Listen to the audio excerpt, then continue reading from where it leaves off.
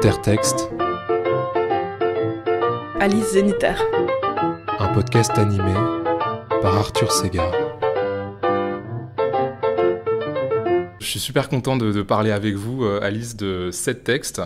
Donc c'est toujours les mêmes textes, toujours les mêmes catégories. Le dernier texte que vous avez trouvé vraiment beau, le texte qui parle le mieux d'amour pour vous, un texte qui provoque la réflexion, un texte que vous auriez voulu avoir écrit, un texte à offrir, un texte dans lequel vous aimeriez vivre et une carte blanche. Mais le premier texte dont on va parler, comme vous le savez, c'est une phrase qui est inscrite sur une de ces fiches Bristol, qui sont face cachée devant vous. Voilà, donc si vous avez envie d'en tirer une et de voir s'il y a une phrase qui vous inspire quelque chose. Donc au hasard, j'en prends une. Au hasard, ouais, selon...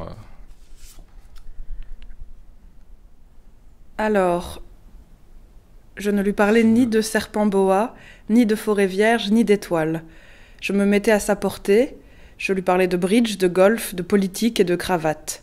Et la grande personne était bien contente de connaître un homme aussi raisonnable. Antoine de Saint-Exupéry, Le Petit Prince. Donc c'est l'introduction, quand justement Saint-Exupéry dit qu'il se met à la portée des adultes, en fait, des grandes personnes, et donc voilà, il parle pas de serpent boa, mais de cravate. Que dire de cette citation ? Je la trouve belle dans la manière qu'elle a de désigner de manière très simple la partie de la population qui a encore des fictions intérieures et qui est capable de les écouter, et celle qui le fait plus. C'est quelque chose sur lequel j'ai travaillé dans toute une moitié du monde, le rapport qu'on a en fait à la fiction et la manière dont les adultes s'imaginent que les enfants sont des êtres qui vivent dans la fiction de manière immature, qui sont pas capables de tracer les frontières. Voilà, où ils disent avec tendresse, en fait, ils croient encore au Père Noël, ou regardez comme ils sont mignons, ils avertissent Guignol qui a le gendarme.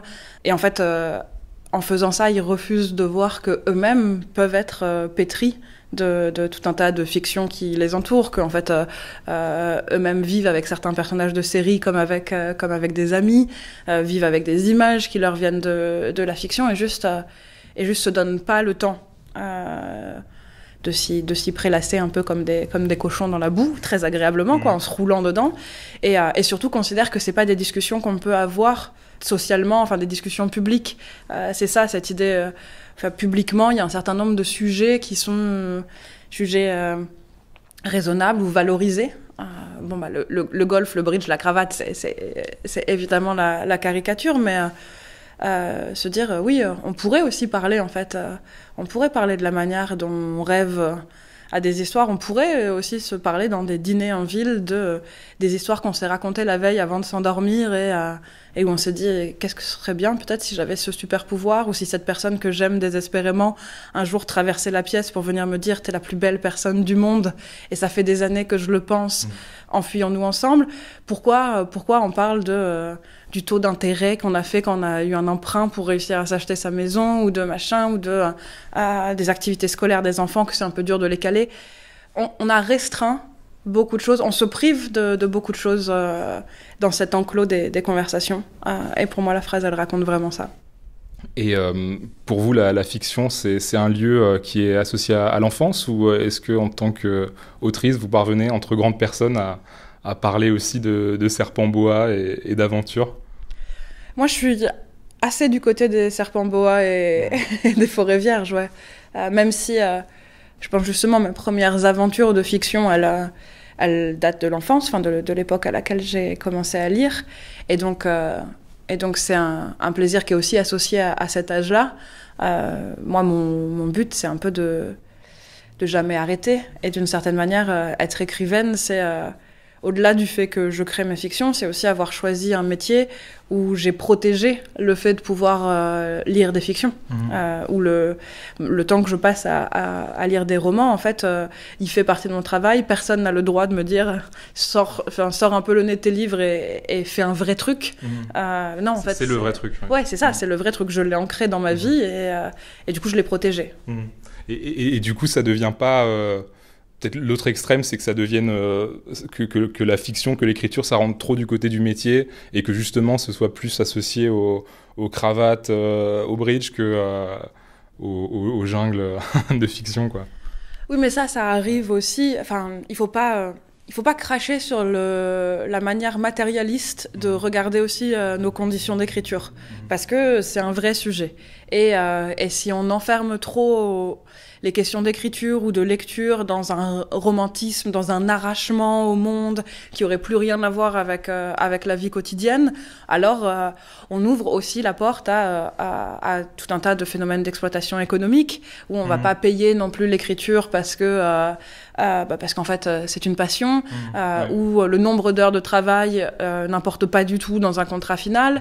Et du coup, il faut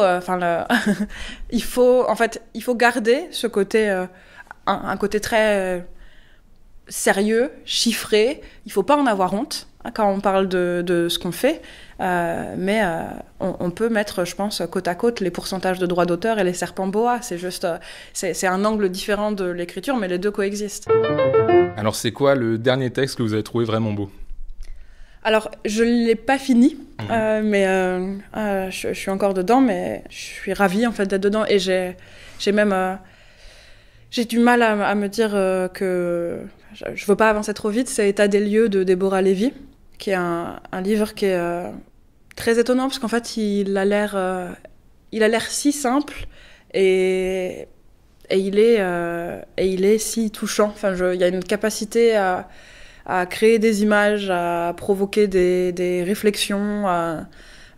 C'est vraiment un livre qui s'habite comme une maison, et c'est de ça dont elle parle, des espaces dans lesquels elle a écrit, de ses cabanons d'écriture, de l'appartement où elle est partie en résidence d'écriture à Paris, en abandonnant l'appartement familial de Londres que ses filles devenues grandes venaient de délaisser. Donc de toute façon, c'est un livre qui tourne autour de ces questions d'espace, de chez soi, de foyer, de domesticité, de place faite aux femmes, de décoration, de sauvagerie, et en fait, lui-même se présente comme une sorte d'enfilade de pièces et de jardins où on s'arrête, on lit un passage, on est dans une ambiance autour de ces thèmes-là, et puis juste après, c'est comme si on passait dans une autre pièce, et la lumière est plus la même, la manière c'est très beau, c'est très très beau, Deborah Levy. Enfin, après, c'est pas comme si je parlais d'une autrice inconnue que j'étais la première à découvrir. Je pense qu'une immense partie des gens savent que c'est très beau, Deborah Levy, mais bon, je le redis, quoi.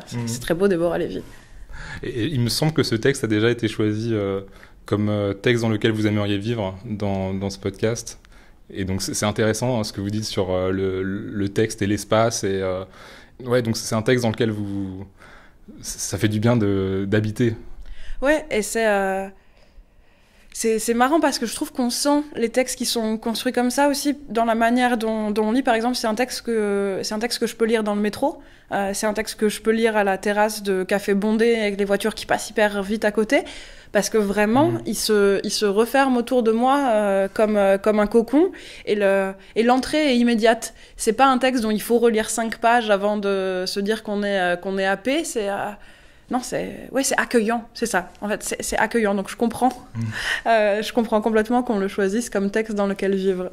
Donc ouais, ça raconte son existence d'autrice, son processus d'écriture. Moi, ça me fait penser un petit peu à votre dernier livre que vous évoquiez juste avant, Toute une moitié du monde, où vous évoquez aussi ce que c'est pour vous d'écrire et quelles questions ça soulève. Enfin, vous trouvez des résonances chez Deborah Levy, des préoccupations communes peut-être que vous pouvez avoir ? Oui, alors il y en a qui sont hyper évidentes, notamment les interrogations sur les personnages féminins, où elle recherche un peu tout le temps ce que serait un personnage féminin qui l'intéresserait aujourd'hui. Il y a une scène hyper drôle où elle vient de regarder, je sais plus quel film de Bergman c'est, autour d'un écrivain qui est hyper égoïste, qui s'occupe absolument de personne, pas de ses enfants, mais en fait tout le monde l'aime, tout le monde le fascine, tout le monde lui pose des questions sur la vie, et elle essaye, elle, de pitcher un film qui se ferait autour de l'équivalent en personnage féminin, et les producteurs les producteurs disent mais en fait qui s'intéresserait à ça, c'est pas du tout un personnage sympathique. Et elle parle de ça, du coup de cette obligation des personnages féminins à être sympathiques, et donc et la manière dont elles sont tout le temps jugées moralement. Donc en fait on peut pas faire un personnage qui soit une mauvaise mère, on peut pas faire un personnage qui soit égoïste, alors que les personnages masculins peuvent l'être. Y a tout un moment aussi où elle dit je suis un peu fatiguée de lire des personnages de femmes qui sont tout le temps traversés uniquement par la problématique du désir. Elle parle d'une nouvelle de Beauvoir en disant voilà, c'est cette histoire d'une femme vieillissante qui voit son mari du même âge avoir des relations avec des femmes plus jeunes, et qui est traversée par la douleur de la jalousie, et en même temps la préservation de cette complicité qui est encore un amour. Et elle dit ça m'a follement intéressée il y a un temps, peut-être ça recommencera plus tard. Mais là, en fait, ça m'intéresse pas. Qu'est-ce qu'elle fait d'autre ? C'est quoi ? Comment elle occupe ses journées ? Qu'est-ce qu'elle crée ? Et ça n'a pas besoin d'être des choses énormes, justement. C'est ça qui est très beau, quoi. Déborah Lévy, elle est capable de raconter un enthousiasme fou pour le fait d'obtenir la recette de la glace de goyave, ou de manger des huîtres en buvant un verre de vin. Donc il y a quelque chose de très englobant, mais juste essayer de raconter autrement les personnages de femmes. Et c'est vrai que je reconnais complètement mes problématiques. De moins mettre la pression sur les personnages féminins. Essayer de les raconter autrement que par le fait que elles soient des objets de désir, dans un premier temps.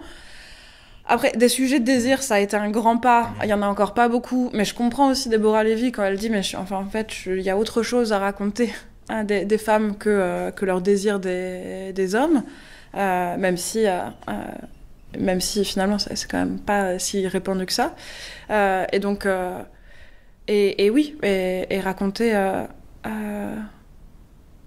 raconter tout le reste, raconter comment ces personnages créent, raconter comment ces personnages occupent minute après minute leur journée, et évidemment en racontant qu'elle cherche ça, elle le raconte, et c'est ça qui rend cette maison si douce à habiter, je pense. Quel est le texte qui parle le mieux d'amour ?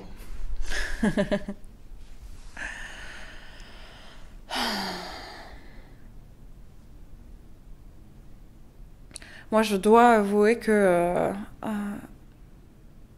je pense pendant très longtemps, à chaque fois que j'étais amoureuse, je relisais la chanson du Mal-aimé d'Apollinaire. Et que c'est quelque chose qui me va, qui ressemble à la manière... Alors peut-être que c'est pas le texte qui parle le mieux d'amour, c'est le texte qui parle le mieux de ma manière personnelle d'être amoureuse.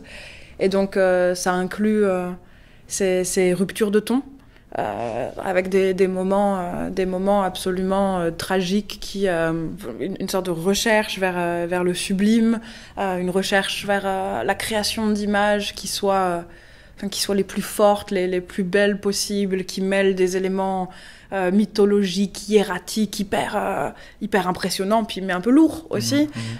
Et puis rupture de ton, et des choses qui ressemblent à des petites chansons campagnardes. C'est le printemps vient en paquette, il fait beau et les poules caquettent.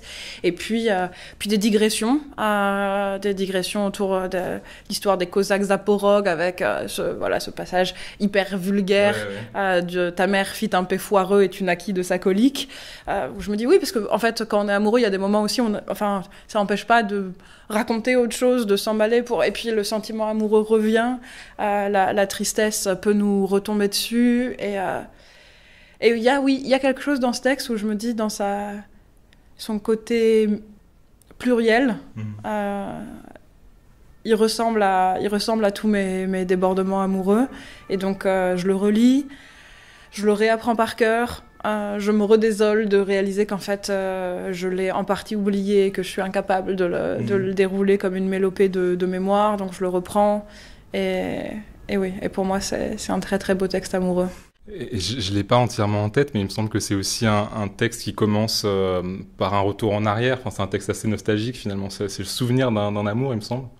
Alors... l'exergue, il y a ce passage un peu bizarre avant que le poème lui-même commence, où il dit qu'il écrivait ça en imaginant que l'amour était mort et sans savoir qu'en fait, comme un phénix, il renaît toujours de ses cendres. Et donc, ce qui est assez étrange, c'est qu'on se dit que c'est la chanson du deuil d'un amour, et qu'en fait, il est déjà passé à quelque chose d'autre. Et même ça, en fait, je trouve que même ça, c'est beau. C'est-à-dire qu'il s'enferme pas dans ce mythe amoureux de je souffrirai toujours, il y aura jamais quelqu'un d'autre que toi. Non, en fait, dès le début, il dit c'est aussi une construction mentale. Enfin, finalement, ces chagrins d'amour qu'on traverse et ce truc de je vais mourir d'amour, cette blessure est telle que je vais en mourir. C'est aussi en fait, c'est aussi une histoire qu'on se raconte.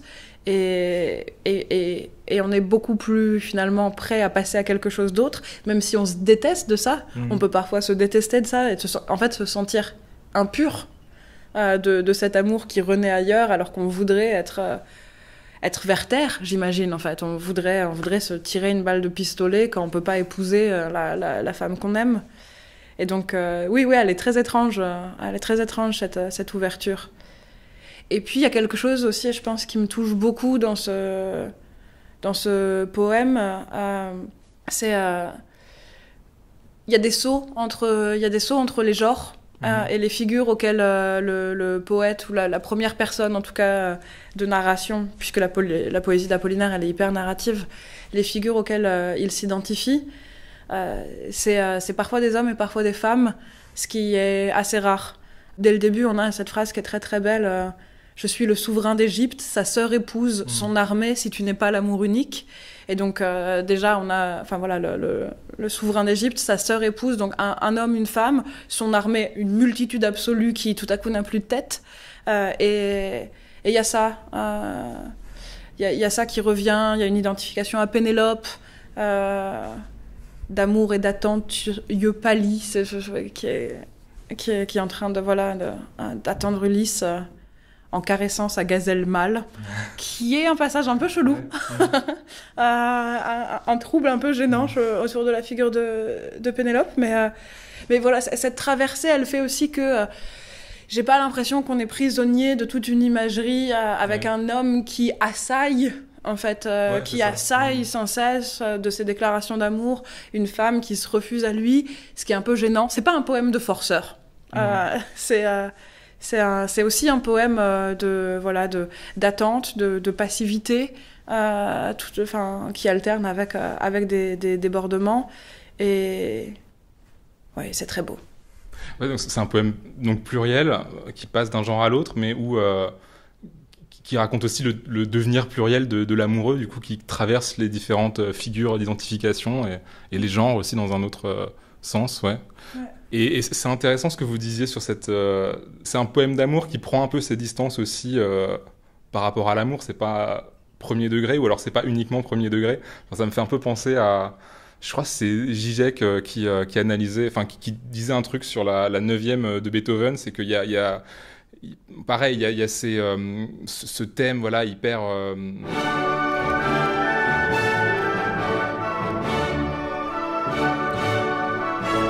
hyper fort, hyper solennel, qu'on prend forcément au premier degré, mais à un moment...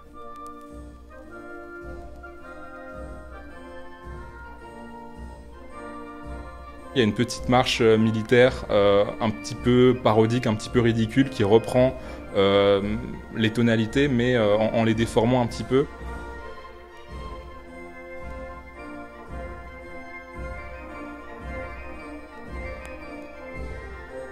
Et du coup, il disait qu'il y a un peu le... Enfin, je sais plus ces termes exacts, mais il y a un peu l'antidote à la solennité dans l'œuvre même. Elle prend ses distances soudain par rapport à ses propres élans lyriques. Ça, c'est un truc qui vous plaît ? Oui, et je pense qu'on peut... Justement, on peut trouver ça aussi dans la chanson du Mal-Aimé, où d'une certaine manière, il y a ce refrain qui parle de l'écriture et de l'acte d'écriture. Moi qui sais des laits pour les reines et des chansons pour les murennes et la complainte du Mal-Aimé. Et en fait, c'est l'écrivain qui se met en scène au milieu du truc en disant j'écris, et en fait, et dans cette manière de magnifier l'écriture, il y a aussi pour moi cette chose qui dit, en fait, je transforme n'importe quoi en légende. Je suis capable d'agrandir, enfin, je peux agrandir les choses. D'un regard furtif, je fais une brûlure qui laissera des marques pendant des siècles et des siècles. Donc en fait, ce poème est aussi un acte d'écriture et je m'amuse à créer une forme qui soit à la fois un tombeau, un autel, un lit, une table où manger et donc je crois pas qu'il y ait de l'ironie ou du second degré, mais il y a une manière de montrer la chose en train de se faire et en disant tout amour, finalement toute histoire d'amour est de toute manière une construction mentale qu'on se fait, quoi. On se raconte son propre amour à soi-même. Et quand en plus on commence à travailler la forme sous laquelle on se raconte cette histoire d'amour, alors clairement on n'est plus dans le hurlement primal du je t'aime. On est dans quelque chose complètement autre et du coup regardez-moi au travail. Et oui, je trouve ça. Du coup, moi, je trouve ça ludique. Je trouve ça. Je trouve ça intellectuellement stimulant. Et puis très beau. Vaut mieux pas trop se prendre au sérieux quand on parle d'amour. On peut aussi, mais. Peut-être c'est à d'autres moments. Peut-être il y a certains moments où on a besoin de textes d'amour au premier degré, mais c'est peut-être plus intéressant aussi. Des textes comme ceux d'Apollinaire qui sont pas entièrement dupes de leur propre romantisme. Oui, mais en même temps, ce qui est beau dans la chanson du mal-aimé, c'est que c'est ce que je vous disais au début, c'est qu'en fait, il y a tout dedans. Et donc, il y a des moments où on peut y aller complètement. Je veux dire, que tombent ces vagues de briques si tu ne fus pas bien aimé. Je veux dire, on peut tomber à genoux, lever les bras en l'air et la hurler, cette phrase, et se dire aucun second degré là-dedans. Enfin, et puis d'hiver plus tard, trouver un truc qui nous va bien, parce qu'on peut calmons-nous.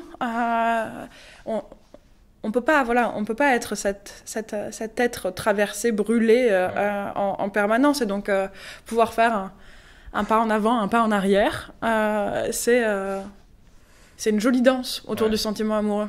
À la fois la mer de briques et le paix foireux, c'est ça l'amour. C'est ça. Et puis je trouve aussi qu'il y a il laisse exister autre chose. Il laisse la possibilité en fait d'être traversé par autre chose pendant le temps de l'amour. Je pense au passage sur Paris et les tramways qui musiquent, etc. Et le joint ton soleil ardent te lire, brûle mon cœur endolori, gère à travers mon beau Paris sans avoir le cœur d'y mourir. Je trouve que cette figure de l'amoureux ou de l'amoureuse lancée à travers les rues d'une ville et en fait qui se prend en pleine gueule, la puissance du soleil, le bruit électrique de la ville, le fracas, etc. Et ça fait des images qui sont très fortes. Et je trouve ça très beau, gère à travers mon beau Paris sans avoir le cœur d'y mourir. Et cette idée qu'il faudrait, voilà, quand je disais on veut être Werther, on veut se dire il n'y a pas de remède à ma souffrance amoureuse parce que mon amour est immense. Et puis à un moment donné... À un moment donné, on meurt pas et il faut...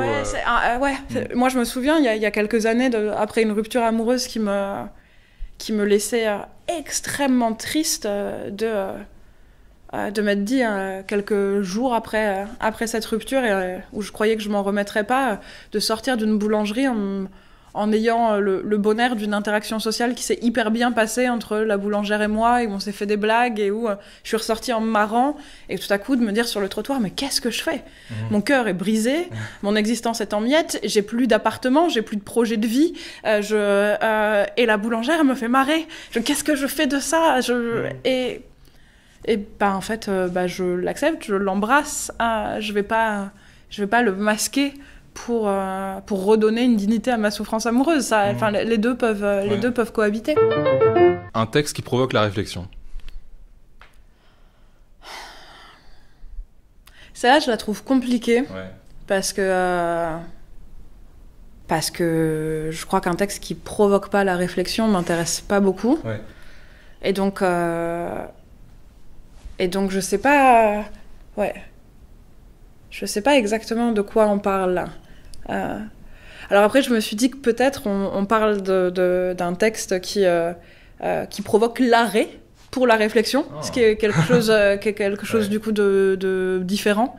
Où voilà, on lit quelques pages et quelque chose vraiment nous arrête, on repose à demi le livre sur la table, on réfléchit un peu, même parfois on se mettrait presque à parler à voix haute, de dire ah ouais je sais pas en fait.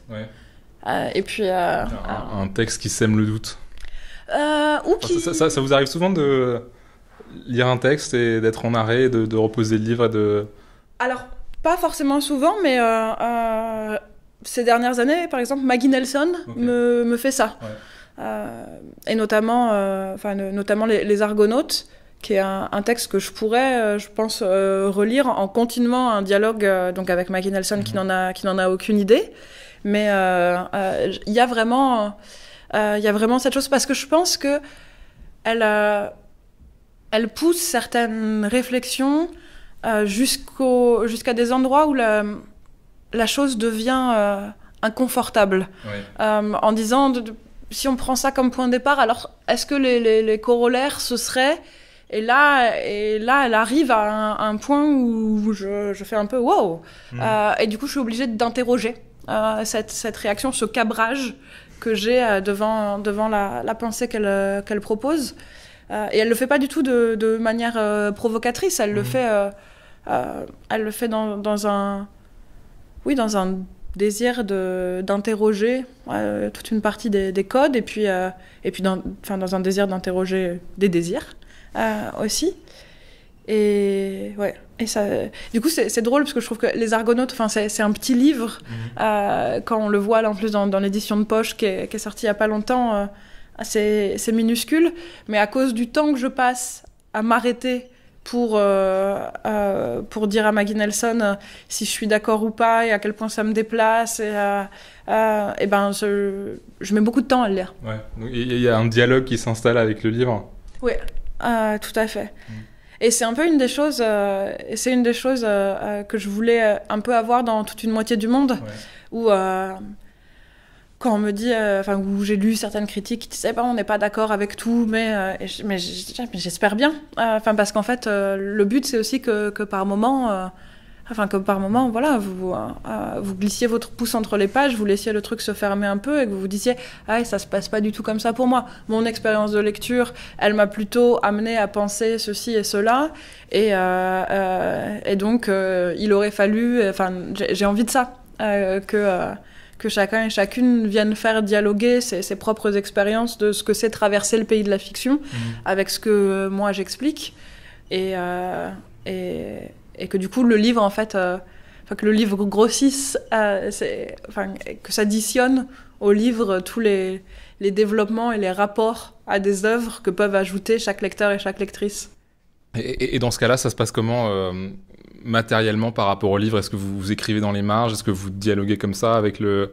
Parce que moi, il n'y en a qu'un seul, je crois, avec qui ça m'a fait ça, de dialoguer avec le texte à un point tel que j'avais besoin de noter des choses dans les marges. C'est Fragment d'un discours amoureux, qui a aussi un rapport, en fait, à un truc très intime, au désir, à parfois des angles un petit peu... peut-être dérangeant sur le désir, ce que ça veut dire, ce que ça nous fait, quoi. Donc... Fragment d'un discours amoureux, je pense que c'est c'est un livre qui est fascinant par rapport à ça. Je crois que, par exemple, j'ai jamais vu un exemplaire chez qui que ce soit des fragments qui soient pas annotés. C'est un livre qui est... mais même... sans forcément aller jusqu'à produire un discours dans les marges, mais surligné. Tout à fait. Et comme en fait, quand c'est relu à différentes époques de la vie, c'est pas les mêmes phrases qui touchent et qui atteignent. C'est un livre qui peut finir entièrement surligné, mais avec des couches qui appartiennent à des années différentes. Donc faudrait le surligner dans des couleurs différentes.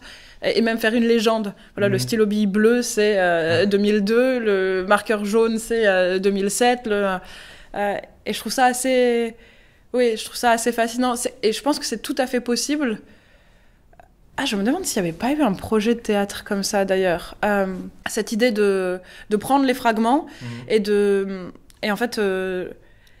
de faire exister justement la manière dont il résonne, de savoir que c'est comme ça que ce texte nous atteint, que on va tous projeter autour de cette phrase qui nous marque, ce souvenir-là, ou se reconstruire des histoires autour des situations qui sont racontées. Et donc se dire, bah voilà, je crois qu'il y avait eu un projet de théâtre comme ça, donc de dire on prend paragraphe après paragraphe, on fait parler les acteurs et actrices autour de la manière dont ce paragraphe les atteint ou pas, et on fait exister ce qu'est une expérience de lecture de fragments, ce qui devient complètement méta et mise en abîmesque sans fin possible, puisque j'imagine qu'autour du discours produit sur les fragments, en fait, les spectateurs et spectatrices font la même chose, c'est-à-dire cette phrase-là va les toucher, ils vont se reconnaître dans cette phrase qui est le commentaire du fragment et donc on pourrait faire exister en fait une sorte de cercle concentrique autour d'une forme comme ça. Qu'est-ce que ça me fait de lire fragment d'un discours amoureux? Qu'est-ce que ça fait à la personne qui lit mon commentaire de fragment? Et puis voilà. Et puis on n'arrête jamais. Dans une boucle sans fin de discours amoureux. Comme les chaînes internet. Vous êtes obligé si vous recevez ce mail, vous êtes obligé de produire un commentaire que vous envoyez à 10 amis qui doivent eux-mêmes produire un commentaire c'est un projet de vie. Ouais, faudrait imaginer un spam Roland Barthes, ce serait intéressant de faire circuler ça de cette façon. Ouais, ce serait une belle performance. Je suis tentée qu'on la lance, Arthur. On est à 2 doigts. Ouais. Mais c'est vrai que en plus ce texte-là qui est... mais j'ai l'impression que c'est typiquement un texte qui est co-construit par le lecteur, puisque c'est des phrases à chaque fois très à la fois très très belles, très très claires, et en même temps vraiment ambiguës, et qui disent les choses sans vraiment le dire, et donc on trouve des échos dans sa propre vie, on se dit mais oui c'est vraiment ça, mais en fait c'est vraiment ça, c'est quoi, c'est ce que toi tu as vécu, et pas forcément ce que Barthes voulait dire. Ça se trouve il faisait juste un commentaire de Balzac, et là on projette une histoire qu'on a vécue. Mais ça, je pense, c'est un rapport... C'est un rapport assez commun dans l'exercice de lecture. C'est vraiment ça qui en fait n'est pas ce qui n'est pas ce que l'auteur et l'autrice a exprimé. Moi je le vois, je le vois parfois dans les gens qui viennent me voir pour me parler d'un de mes livres ou d'un passage d'un de mes livres, et qui me disent mais c'est vraiment ça, ce qui veut dire c'est vraiment moi. Et en fait, quand je les écoute, je me dis ah oui mais non, c'est pas ça en fait. Ce qui veut dire ah mais non, c'est parce que moi, c'est parce que moi j'y ai projeté. Et donc il y a ce décalage, mais qui est fascinant, d'une certaine manière, de se dire qu'en essayant d'écrire quelque chose qui soit précis et le plus justement et le plus précis possible par rapport à une expérience, une perception, une émotion, une pensée, on produit quelque chose qui va avoir l'air extrêmement précis, mais pas du tout sur la même perception, expérience, émotion et pensée pour quelqu'un d'autre. Et après, je pense la rencontre est étrange. Un texte que vous auriez voulu avoir écrit? Il y en a plusieurs. Et je sais pas, en fait... Je dis un texte, ça peut être plusieurs textes. Oui, mais je me suis pas mal posé la question. En fait, j'ai une vraie forme d'admiration pour certaines choses que je vois dans les livres des autres et que moi, j'arrive pas à faire. Donc la pensée de je voudrais pouvoir écrire comme ça, j'aurais voulu pouvoir écrire cette scène, c'est quelque chose qui traverse très très souvent mes expériences de lecture. Là par exemple, récemment je lisais les Presque Sœurs de Chloé Corman, et je le trouve merveilleusement bien écrit, et Chloé étant une amie, en plus d'être une autrice que j'aime, je pouvais lui envoyer des messages, et en lui disant si j'étais pas aussi émue parce que ça provoque, je serais jalouse de cette écriture-là. Mais tout en disant ça, en fait, c'est pas des livres que j'aurais voulu écrire, c'est des livres que je sais que j'aurais pas pu écrire, mais je suis très contente de les lire. Ça me va très bien, en fait, cette position de lectrice, au fond. Même si c'est une lectrice qui est / une autrice en admiration, parce que je le ramène à ma propre pratique en même temps que je lis, j'aurais pas voulu les écrire, parce que ça veut dire que je les aurais pas rencontrés. La première pensée que j'ai eue quand j'ai lu l'intitulé, c'était l'autre moitié du soleil. J'aurais voulu avoir écrit l'autre moitié du soleil de Chimamanda Ngozi Adichie, et en fait c'est pas vrai. Je veux l'avoir lu. Je vois pas pourquoi. Je vois pas pourquoi j'aurais écrit ce livre. C'est juste. Je pense que ce que je veux dire par là, c'est. Enfin, la raison pour laquelle c'est ce texte auquel j'ai pensé en premier, c'est. J'y trouve une communauté de recherche avec ce que j'ai essayé de faire dans l'art de perdre, mais développée d'une manière différente et avec une puissance d'écriture qui me paraît assez loin de la mienne. Et donc c'est pas que je voudrais l'avoir écrit, c'est comme si on considère l'écriture comme une sorte de Jeux olympiques. On pratique la même discipline. Okay. Ça veut pas dire que on est au même niveau ou qu'on est en compétition l'une contre l'autre. Ça veut dire je trouve une sorte de parenté là et donc forcément mon admiration pour ça, elle est différente d'une admiration pour une œuvre qui ressemble pas du tout à ce que je fais, qui part sur d'autres problèmes et qui parce qu'elle m'est étrangère, risque même de me paraître complètement exotique, de me dire waouh, ceci est une créature venue d'un autre monde, ce livre est un animal tacheté que j'ai jamais vu ailleurs. Là, il y a un truc de ok, je vois une parenté là-dedans. Et je vois des capacités d'écriture et de narration qui me dépassent.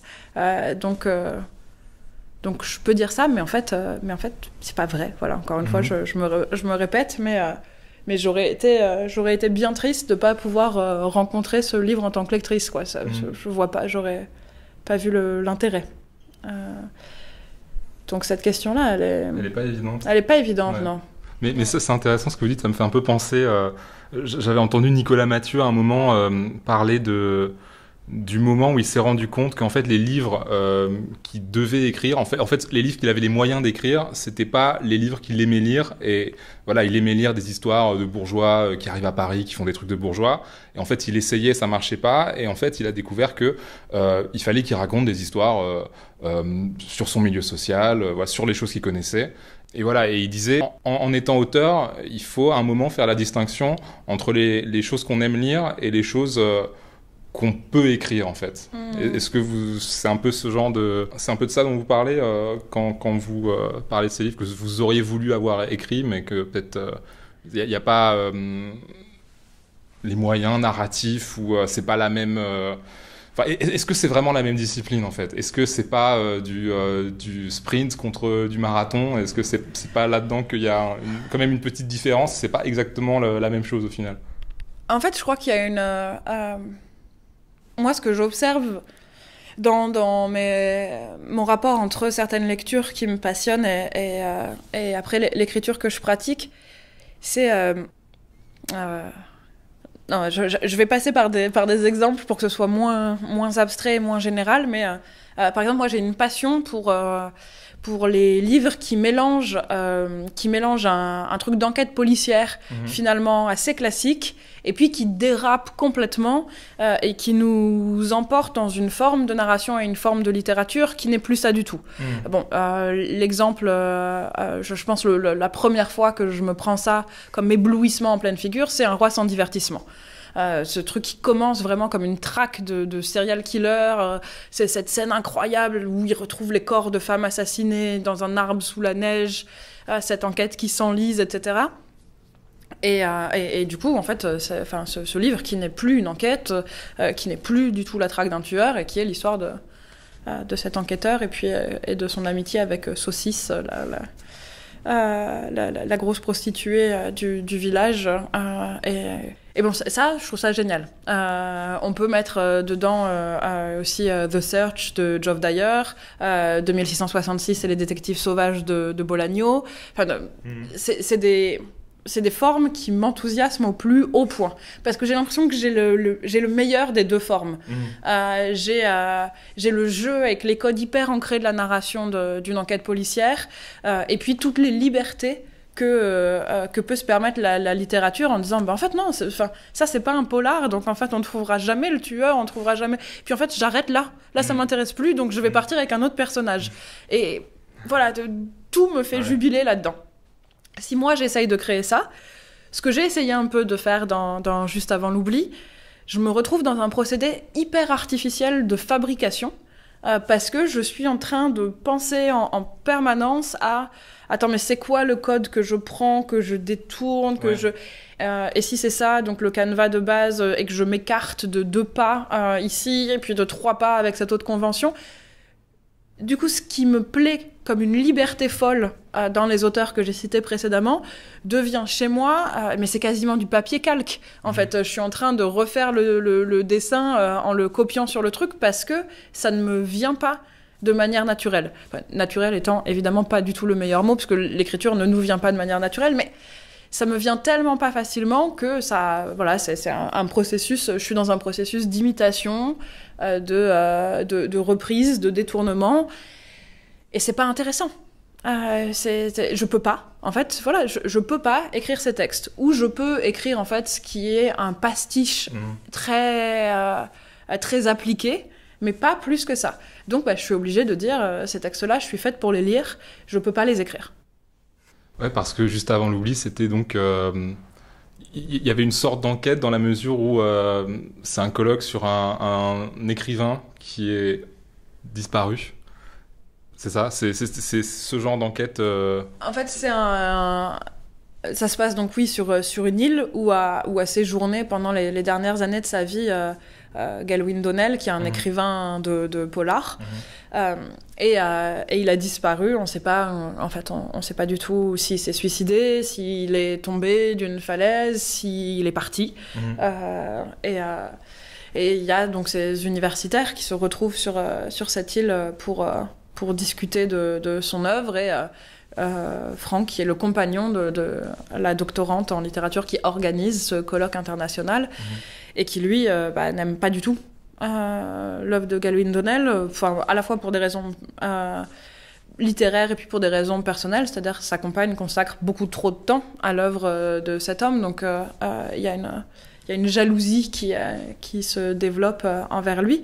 Et donc lui se retrouve à passer tout son temps avec le gardien de l'île, qui lui n'aime pas du tout Galwin Donnell, parce qu'en fait, il pense que c'est un connard absolu, et que les quelques fois où il l'a croisé dans sa jeunesse, puisque son père avant lui était gardien de l'île et s'en occupait quand Galwin Donnell vivait dessus, il trouve que c'est un être humain abominable et qu'on pardonne beaucoup trop aux artistes.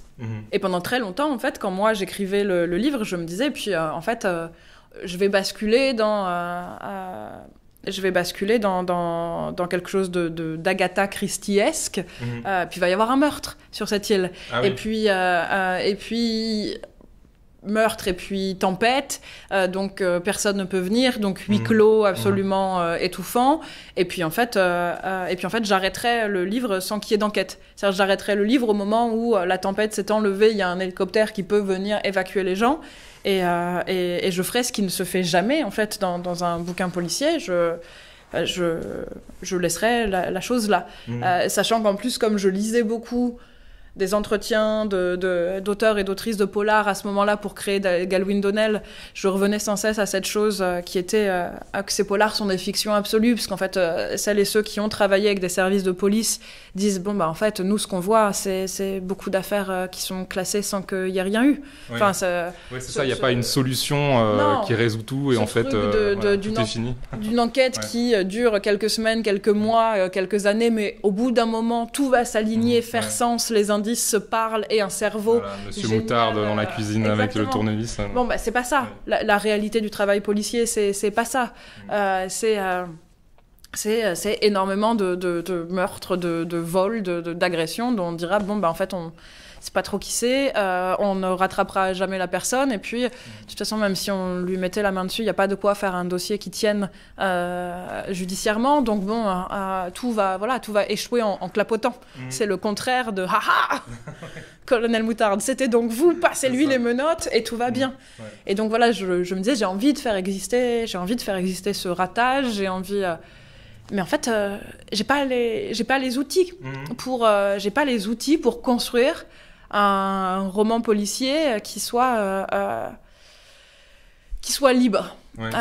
J'avais vraiment, voilà, je me sentais vraiment gratte-papier à avoir le nez sur mes modèles et j'arrivais pas à m'épanouir, et donc j'ai abandonné cette forme-là pour rester concentrée sur le colloque, la jalousie et la tristesse des deux exclus, l'histoire d'amour qui se délite, l'idée d'un amour pour la littérature qui prend autant de place qu'un amour pour une personne, ce qui est quelque chose qui était aussi hyper important pour moi, de dire s'il n'y a pas de... Enfin, cette passion des livres, c'est pas une passion de bibliophile qui serait différente de l'amour qu'on a pour un ami, pour un amant, pour un parent. C'est la même chose, en fait. Avec ce rapport de la doctorante avec son auteur, c'est ça? Ouais, mais c'est-à-dire, c'est une écriture qu'on a envie de protéger contre les attaques des autres. On supporte pas que quelqu'un en dise du mal. C'est une écriture qui nous manque quand on la fréquente pas pendant trop longtemps. C'est une écriture qu'on reconnaît. Ouais. Si on nous mettait un texte inédit sous les yeux, au bout de quelques phrases, on pourrait dire, bien sûr, c'est lui, c'est elle. Cette écriture-là m'est familière. Je reconnais ce souffle, cette touche sur les mots. Et donc, ça ressemble à nos histoires d'amour. Ouais. C'est pas du tout un truc, je sais pas, un truc froid qui concerne une transmission de savoir ou un vernis culturel et social qui est pratiqué, une activité qui est valorisée, etc., dans un cadre académique. Non, c'est des histoires d'amour. Passionnel. Charnel. Sensuel. Et donc, forcément, ça peut venir empiéter sur une relation amoureuse, comme c'est le cas pour Franck et Émilie. L'amour qu'elle a pour Galwin Donnell, il ressemble trop à celui que Franck voudrait qu'elle ait uniquement pour lui. Mais du coup, je trouve ça intéressant. Donc, vous dites que vous n'avez pas réussi à faire un roman policier, mais en fait, il y a quand même un mystère, il y a quand même un disparu, donc Galwin Donnell qui est mort, on sait pas trop comment, et voilà, il y a aussi une forme de suspension à ce niveau-là. Mais du coup, vous avez... la solution que vous avez trouvée, du coup, c'est de combiner ce roman à mystère avec une histoire d'amour qui se finit, avec un campus novel, plutôt un roman un colloque novel, et donc voilà, un mélange des genres qui me rappelle un peu ce qu'on disait sur Apollinaire, en fait, ce passage d'un genre à l'autre, d'une tonalité à l'autre, et je trouve ça hyper intéressant aussi la façon dont après, déjà, moi, en tant que doctorant, j'ai trouvé ça hyper convaincant, les petites interventions de chaque participant au colloque. Vraiment, il y a des communications qui sont... voilà, on sent que vous avez aussi un petit peu fréquenté ce monde-là. Et du coup, au cœur de ces communications sur une œuvre imaginaire d'un auteur de polar imaginaire, il y a quand même des extraits de polar qu'il aurait écrit. Et donc, vous vous amusez quand même de cette façon-là, même si c'est un dispositif d'imbrication assez complexe, quoi. Ça, c'est hyper dur. Le fait... Mais c'est pareil, là, c'est une chose qui me passionne et qui me passionne chez d'autres auteurs et autrices, mais que moi, je me sens plus à même de refaire, mais... et ça peut être un peu détestable dans l'entre-soi que ça crée, mais c'est les romans sur les auteurs, sur des auteurs et des autrices imaginaires, et l'invention de leurs œuvres. Tant que c'est dans la narration il a fait ceci, elle a écrit cela, c'est encore faisable. Quand il faut citer directement des œuvres et écrire d'une manière qui n'est pas la mienne, là, ça devient un casse-tête, en fait. Écrire pour Galwin Donnell dans Juste avant l'oubli, c'était super. Enfin, c'était un des défis que je m'étais posé, mais c'était aussi hyper difficile, le truc de comment je m'arrache à moi-même pour produire une écriture qui n'a pas l'air d'être la mienne et qui est pas non plus uniquement le pastiche d'un autre auteur. J'ai eu ça aussi dans Comme un empire dans un empire, quand il a fallu que j'écrive une page du roman que Antoine veut écrire sur la guerre d'Espagne. Je me disais, mais je fais quoi ? Je lui donne quoi comme écriture ?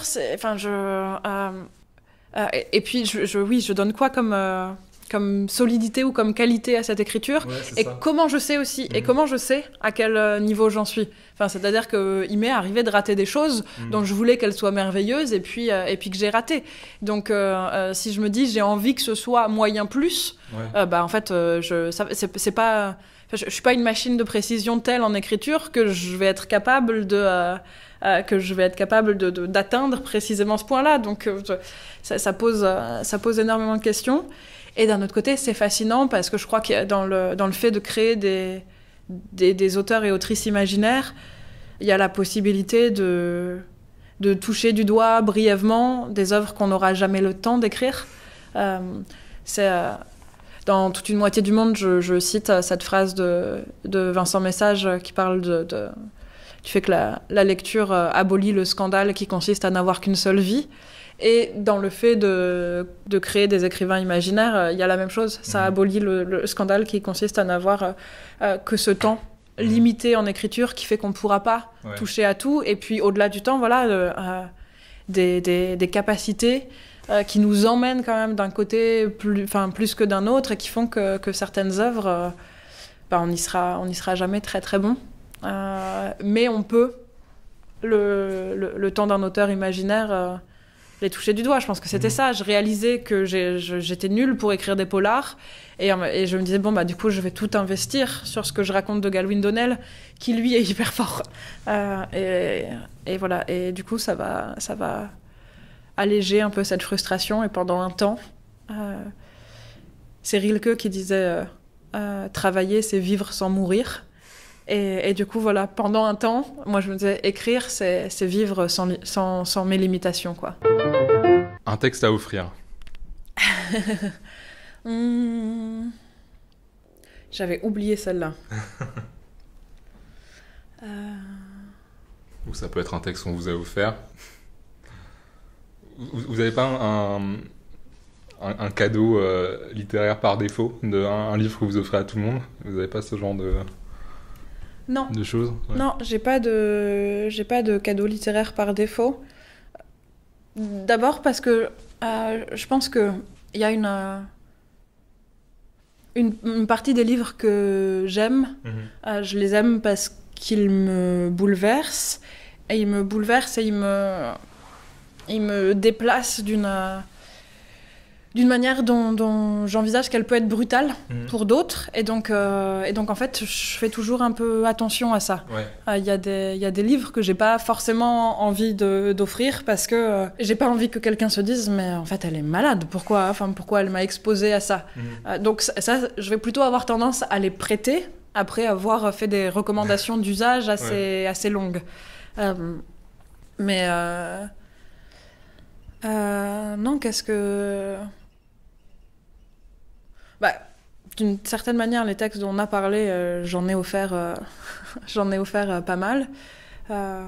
Les Argonautes de Maggie Nelson, je l'offre, mais je pense aussi parce que j'aime bien le format. Et je trouve que c'est justement ce côté petit livre, mais que je trouve tellement riche et tellement profond. C'est quelque chose qui s'offre bien, parce que... c'est pas, quand on offre un roman qui est plus gros, il y a un peu un côté, vas-y, passe un mois de ta vie à le lire, quoi. C'est un truc un peu envahissant. Oui. En même temps qu'un geste généreux, il y a un peu un truc de oui, j'ai pensé en fait que tu pouvais consacrer tant d'heures de ta vie à mon cadeau parce que mon cadeau est vraiment bien. Et parfois c'est vrai. Mais finalement, voilà, on est moins sur j'ai commandé un bouquet de fleurs de 2 mètres carrés quand on offre un livre qui est plus mince. C'est pour les grands événements qu'on peut offrir des gros livres. Après, j'aime bien aussi offrir des livres. Je pense que j'aime bien offrir des livres qui sont un peu moins connus, qui sont plus discrets, qui sont. Et puis j'aime bien aussi offrir des livres qui ont un lien avec la personne à qui j'offre le livre, et donc ça exclut la possibilité du cadeau par défaut. Ouais. C'est-à-dire à chaque fois on repense à la trajectoire de l'autre, et puis on choisit quelque chose,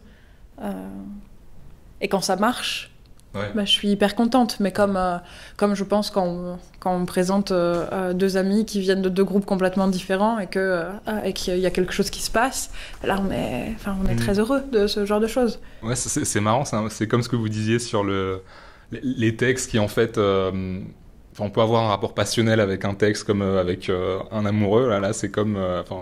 en fait, offrir un texte, c'est peut-être présenter 2 personnes plutôt que offrir un objet à une personne. Oui, ce que je dis dans toute une moitié du monde, c'est que de toute façon, il y a une mise en relation dans la lecture de la fiction avec d'autres formes de vie que les nôtres. Il y a cette phrase de Marielle Massé, d'autres manières de se tenir debout, d'autres façons d'être au monde. Et oui, et du coup, c'est une rencontre. Et il y a des rencontres qui fonctionnent, et il y a des rencontres qui fonctionnent pas. Mais de la même manière que j'ai pas d'amis par défaut que j'emmènerais dans toutes les situations. On peut pas présenter la même personne à tout le monde. Elle passe partout. Il y a aucun problème. C'est une sorte d'amis générique qui se pliera à toutes les choses. J'ai pas de livre. Par contre, j'adore ce moment où j'ai des amis qui passent chez moi et me disent est-ce que tu as lu quelque chose de bien ? Est-ce que tu as quelque chose à me prêter ? Et où en fait on se déplace le long du couloir où sont rangés tous mes bouquins, et je regarde les choses, et en fait je regarde mes étagères, et puis je regarde ma pote ou mon pote, et puis je reviens sur les livres, j'essaie de faire ces connexions. Ça c'est hyper plaisant. Un texte dans lequel vous aimeriez vivre? Alors c'est vrai que Déborah Lévy pourrait complètement être à la fois le dernier texte que j'ai trouvé beau et un texte où je voudrais vivre.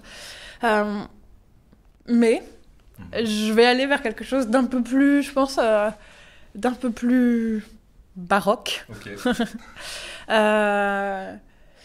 Je suis une aventure d'Arnaud Bertina, qui est un roman pour le coup, dont j'ai pas mal parlé autour de moi, que j'ai conseillé à plusieurs personnes. Et je crois que j'aime bien, en fait, dedans, ce monde... comment dire, ce monde très libre qui se met en place et qui emprunte à la fois des effets de réel. Voilà, il y a un côté très roman réaliste, il y a des noms de lieux qui sont des vrais lieux, des dates qui sont hyper précises, des noms de personnes qui sont des vraies personnes. Et puis à un moment donné, ça se barre en vrille. C'est-à-dire qu'on suit un journaliste sportif qui essaye d'interroger, d'avoir une interview avec Roger Federer. Et assez rapidement, en fait, ce journaliste d'abord se rend compte qu'il y a un polochon de linge sale qui parle, ou qui en tout cas vit, s'exprime un peu dans la maison de milliardaire de Federer, qui a une vie quoi en soi, et puis ça vrille encore plus, et du coup ils partent à 3 sur une moto, donc le journaliste Federer et le polochon de linge sale, pour aller kidnapper la statue en cire de Federer dans le musée de Madame Tussaud. Et voilà, et tout s'enchaîne comme ça avec cette merveilleuse magie, et qui en même temps est est totalement acceptable. Ce monde se tient. Je pense que c'est pour ça que je voudrais vivre dans ce livre-là. C'est que ce monde se tient selon des règles que je ne comprends absolument pas, mais à aucun moment je me dis genre haha mais quelle connerie géniale ou oh là là il y va un peu fort. Bah non, je me dis bah ouais. Je me dis ok ouais le polochon mais que cherche-t-il à dire? Ce polochon. Qui s'exprime voilà, je me dis pas, mais attends, mais pourquoi il a inventé ce truc je me dis, tiens, j'aimerais bien savoir ce qui lui pèse sur le cœur à ce sac de linge sale. Et donc, j'accepte totalement ce monde, et en même temps, voilà, ce monde est très très libre. C'est comme si, à chaque page qui se tournait, je pouvais découvrir qu'il y avait une autre extension possible dans laquelle se passaient des choses nouvelles, et je suis comme une gamine en fait à avancer là-dedans. J'ai envie de pousser toutes les portes, j'ai envie et ouais. Donc je pense que j'habiterai bien dans ce livre-là. Ça a l'air trop bien. Ouais, c'est super. C'est du réalisme magique avec du linge sale.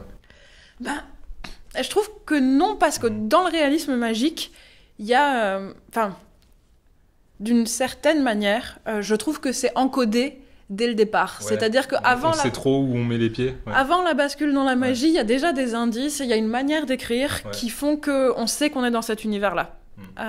Et là, c'est pas le cas.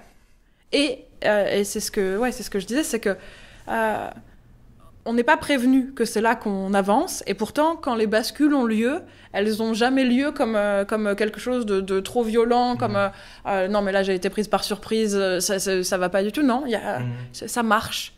J'ai l'impression de pas être dans un livre de réalisme magique, et pourtant j'accepte des sorties de réalisme et des dérapages qui m'emmènent assez loin du réalisme, sans rechigner du tout, jamais.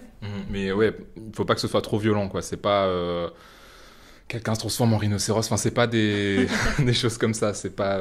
Il y a un équilibre entre ce polochon dont vient de parler, et en même temps, c'est pas non plus un choc qui est trop fort pour le lecteur ou la lectrice, quoi. Ouais. Et je pense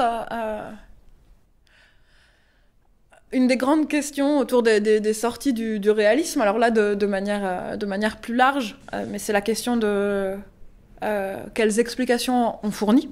Est-ce qu'on en fournit ? Est-ce que pas du tout ? Et finalement, je me dis que quand on réussit à créer un monde qui se tient parfaitement, en englobant à la fois ses parties réalistes et ses parties beaucoup plus fantastiques, on n'est pas tenu de fournir des explications.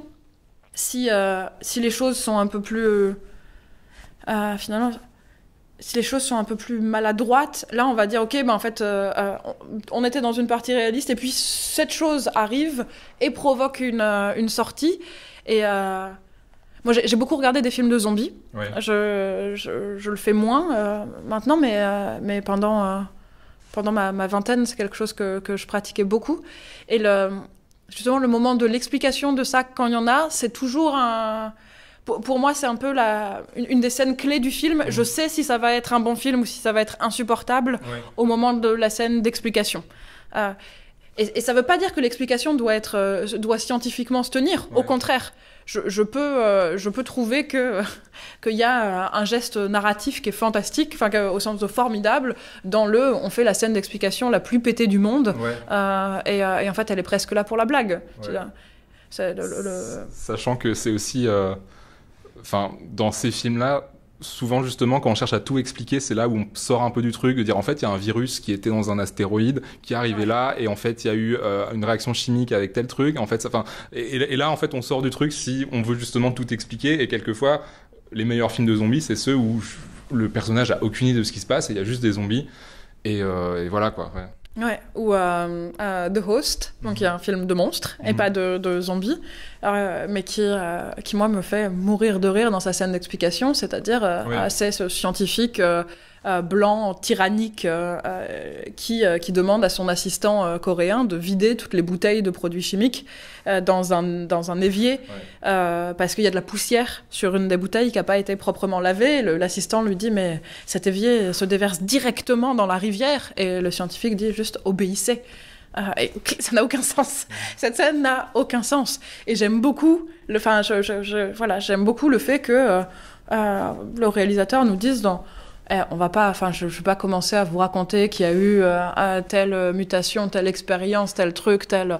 Non, en fait, on parle de colonialisme, on parle de racisme et d'exploitation des populations par les Occidentaux qui savent mieux. Et puis, à un moment donné, j'ai envie qu'il y ait un monstre, donc je décide qu'on va vider. Et puis, voilà. Et s'il est absolument absurde que l'évier d'un laboratoire se déverse directement dans une rivière, parce qu'en tout cas, ça paraît pas être une stratégie de construction très intelligente, et en fait, j'ai juste décidé que c'était comme ça. Il y a un peu un côté ta gueule, c'est moi qui raconte, qui, moi, me fait exploser de rire. Ouais, qu'on a une certaine maîtrise de... Faut savoir où on va, quoi. Faut savoir jouer avec des codes, faut savoir dire ok, ça c'est les codes que j'utilise, je vais les détourner, je vais les utiliser de façon hyper flagrante et c'est moi le chef, quoi. Ouais. Et ça, c'est vrai que c'est... Je me dis, ça vient avec... Donc ça vient avec une très grande maîtrise de ces outils. Ça vient aussi, je pense, avec un sentiment de légitimité. Et pas seulement intérieur, mais de se dire, je sais que la façon dont je suis considérée et dont mon film est considéré rend possible le fait de lire cette scène comme une plaisanterie, comme un pied de nez, comme un détournement. Pas juste comme une explication foireuse qui va... Alors que finalement, d'une certaine manière, si on a moins confiance en mes talents, je prends le risque qu'on se dise, mais il a complètement foiré cette scène. Enfin, c'est absolument ridicule, il n'y a rien qui se tient. Et il se joue plein de choses, en fait. Quand on décide de détourner comme ça un code, il se joue, toute une question de maîtrise, autorité, légitimité, position dans le champ, etc., qui mélange... en fait... ce dont on parlait aussi au début, quand je disais l'écriture, c'est cet acte de création qui est un arrachement, et en même temps, c'est aussi des conditions matérielles qu'il faut prendre en compte. Là, il y a ça. L'écriture, c'est un jeu, une mise en abîme avec plein de codes narratifs, mais c'est aussi où je suis située dans mon champ pour que je puisse être entendu dans ces détournements que je fais. Pour que le jeu soit pris comme un jeu, quoi, et pas juste comme un ratage. Comme un ratage, ouais. Ça me fait penser au Rocky Horror Picture Show. Je sais pas si c'est une souvenir qui remonte à encore plus loin que les films de zombies. Mais parce que, alors, selon moi, c'est vraiment ça, quoi. C'est vraiment un jeu avec les codes du genre fantastique qui sont pris au second degré et pour moi d'une façon absolument brillante du début à la fin. Mais c'est vrai que comme c'est un film qui est adapté d'une comédie musicale et en fait c'est le gars qui a écrit la comédie musicale, en gros c'est le premier truc qu'il a produit de sa vie. J'ai l'impression que c'est perçu comme un mauvais film, mais aussi parce qu'il n'y a pas énormément de moyens et parce que la personne qui a fait ça n'était pas hyper considérée non plus à ce moment-là. Alors que donc c'est pris comme un mauvais film, mais je pense que ça peut être pris comme une plaisanterie hyper réussie, quoi. Enfin, un jeu au second degré ou au troisième degré sur des références hyper réussies. Le cas a été pris comme ça par toute une partie de son public. Bien sûr. Après, il y a un truc un peu bizarre dans ce film-là, c'est que il y a des gens qui l'apprécient en disant qu'il l'apprécient au second degré, en fait, en disant c'est un mauvais film, mais c'est quand même amusant. Alors moi, je pense que c'est un très bon film, mais qui est amusant parce qu'il a voulu être amusant, quoi. Enfin voilà, je garde la responsabilité de cette analyse. Et moi, j'ai plus assez de souvenirs de ça, et surtout, j'ai les souvenirs de modes de rencontre qui sont plus impressionnants que le film lui-même. C'est-à-dire les soirées autour de ça, les soirées déguisées autour de ça, avec des gens qui connaissent par cœur les chansons. Et quand je pense au Rocky Horror Picture Show, je pense en fait au corps des spectateurs et des spectatrices autour de moi, avec des boas en plumes et des lèvres peintes, presque plus qu'aux images du film lui-même. Faut pas le voir en salle parce que sinon on voit rien et on voit que les gens qui dansent et se jettent de l'eau et du riz sur la tête. Ou alors faut le voir et en salle c'est deux expériences qui vont ensemble. Exactement. C'est deux types de rencontres. Donc la carte blanche. En fait, je voudrais parler de du travail de Alison Bechdel, puisque j'ai passé mon été à la lire et à la relire. Comme elle vient de publier un 3e roman graphique qui s'appelle Le secret de la force surhumaine, et que je faisais une rencontre croisée avec elle en ce début de rentrée littéraire. Du coup, j'ai aussi lu et relu Fun Home et C'est toi ma maman. Et puis je les ai prêtés aux copains et copines qui passaient, qui lisaient ça dans mon jardin. Et donc j'ai aussi l'impression d'avoir eu des discussions en boucle autour du travail de Bechdel. Et d'une certaine façon, quand j'aurais pu choisir cette œuvre-là aussi comme monde dans lequel je voudrais habiter, parce que c'est pas un monde qui est entièrement riant. C'est pas un monde qui est facile à appréhender tout le temps. Alison Bechdel, elle travaille sur son matériau autobiographique et elle a une histoire familiale qui est compliquée, avec un père qui a toujours caché son homosexualité et puis qui est mort d'une façon qui est très très probablement un suicide, et une mère qui a accepté en fait cette relation étrange pendant des décennies, et Alison elle-même qui pense pendant très longtemps que cette histoire l'a pas atteinte et qu'elle peut continuer à avancer. Et donc tout ça donne un côté très très sombre, mais il y a quelque chose de beau et de fluide dans la manière dont, quand Bechdel raconte ça, on voit la façon dont tout se connecte dans sa vie, c'est-à-dire ce qui va l'aider à penser, ce qui va l'aider à avancer, ce qui va l'aider à éclaircir ce qu'elle ressent. C'est un mélange de textes théoriques qui peuvent parfois être très difficiles d'accès, et puis de relations amoureuses avec ses compagnes, et puis de pratiques du vélo, du jogging, du karaté, et puis l'achat d'une belle paire de chaussures de randonnée qu'on va garder pendant 20 ans. Et finalement, on peut en revenir d'une manière un peu plus lointaine, mais à la citation de départ entre les gens qui cachent les serpents boa et les forêts vierges pour parler uniquement de golf et de bridge.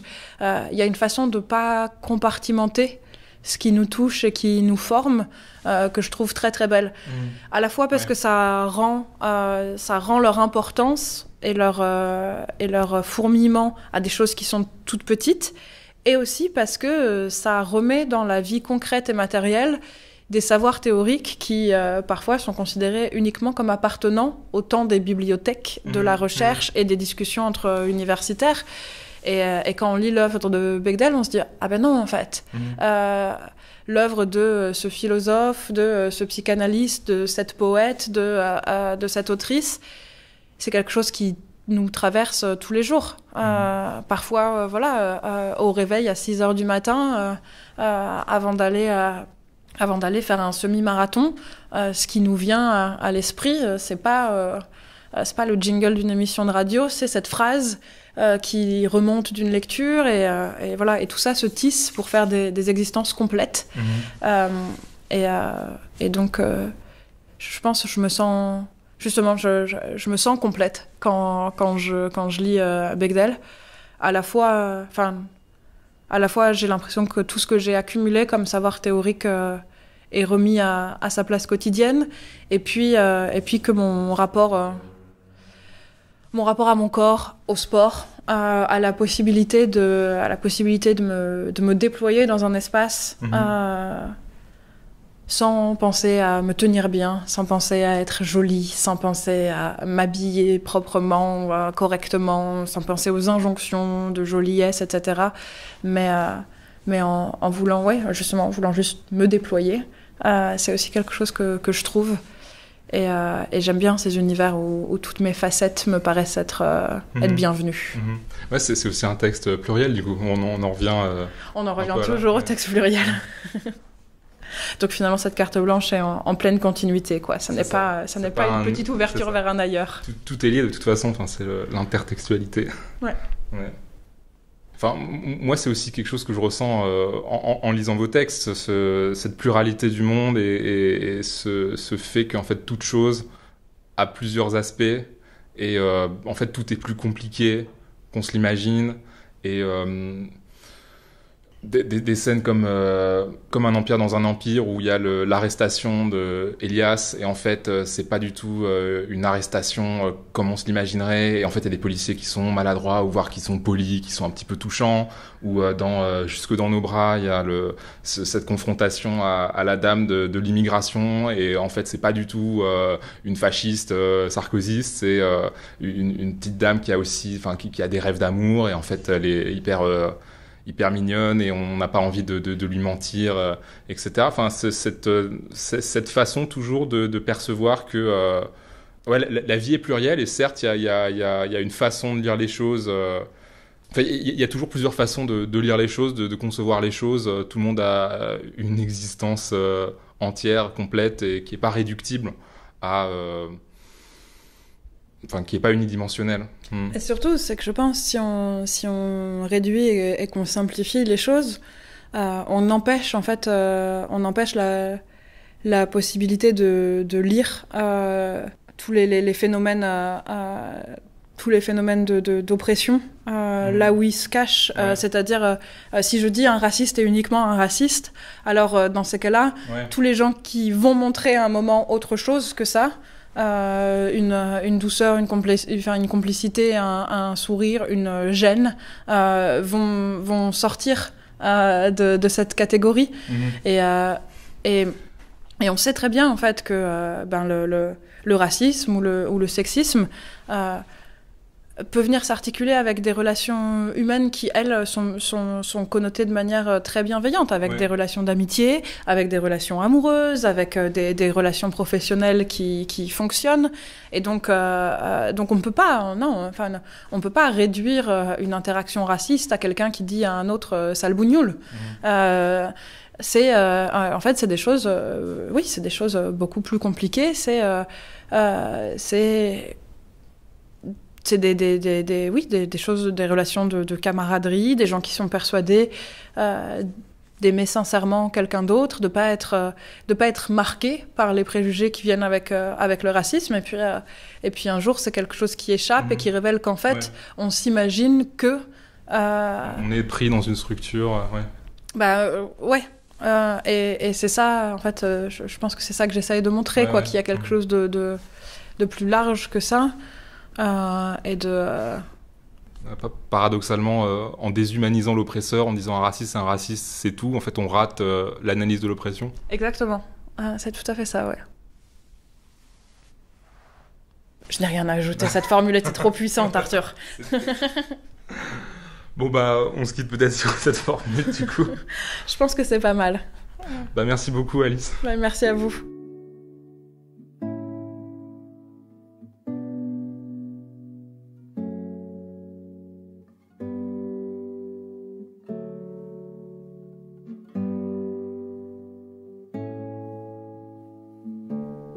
Bien sûr que je pourrais y retourner, revoir les bâtiments, mon studio transformé en garage à 2 roues, peut-être même monter au premier étage et saluer les mêmes voisins. Mais revenir dans des lieux qui nous ont appartenu sans avoir d'autre raison d'y être que le souvenir, c'est ça qui fait de nous des étrangers. C'est de là que vient le sentiment d'avoir perdu un chez-soi, pas la tâche de l'Afrique, pas le panneau de publicité jaune dans le métro qui te dit « Appelez l'Algérie », comme si l'Algérie pouvait répondre « Allô Alice, c'est bien toi, c'est enfin toi ». Y retourner, ce n'est jamais pareil. Comme si tout ne se vivait que la première fois. Après la première seconde, il n'y a déjà que le passé. Comme pour les garçons et les hommes que tu comptes sur plus que les doigts des 2 mains et que tu ne pourras jamais revivre. On ne peut pas revivre une histoire. On peut seulement revoir quelqu'un.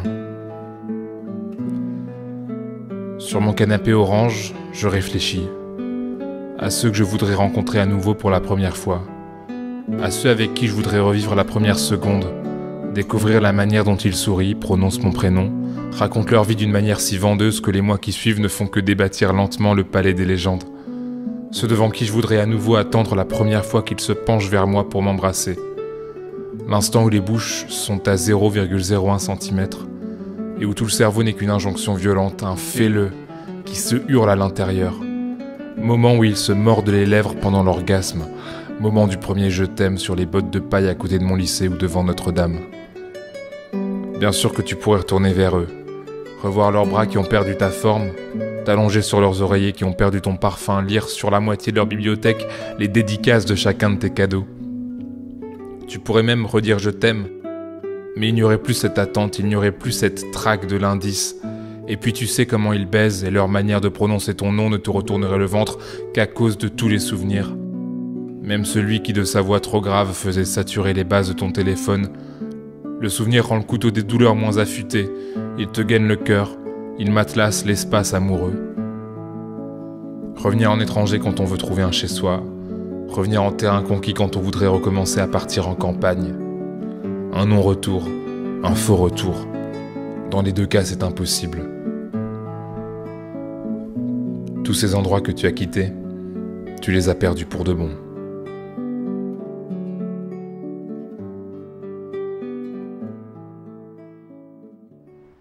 C'était un extrait de Jusque dans nos bras d'Alice Zeniter, un roman paru en 2010, au moment où l'autrice avait...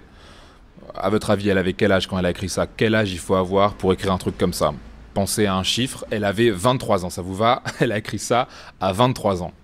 Alors bien sûr, je vous recommande toute la bibliographie d'Alice Zeniter. On a mentionné quelques-uns de ses romans, comme Un empire dans un empire, Juste avant l'oubli. On a aussi parlé de son dernier livre, Laisser toute une moitié du monde, où l'autrice, à partir de son statut à la fois de lectrice et d'écrivaine, interroge la dimension genrée de toutes ces fictions qui nous traversent, qui nous informent et qui nous forment. Enfin, bien sûr, il y a le banger d'Alice Zeniter, L'art de perdre, dont Anouk nous avait déjà parlé dans l'épisode 10 d'Intertexte, et il était déjà question de la complexité des événements historiques, des situations et des personnes. Bah oui, non, il est trop bien ce livre. Tous ces trucs sur la guerre d'Algérie, sur ce que ça voulait dire d'être un harki, sur juste le rôle horrible de la France dans tout ça et tout, c'est vachement bien. Et pareil, pour moi, ce livre, c'est aussi une façon de se renseigner, ludique, entre guillemets. Se politiser et réfléchir à des questions importantes tout en ayant une expérience de lecture réjouissante. Et ouais, et puis c'est cette danse entre toutes les générations aussi, c'est vachement bien. Enfin, cette réflexion sur le trauma intergénérationnel et tout, enfin bref. On plonge vachement bien dans toute la complexité des personnages.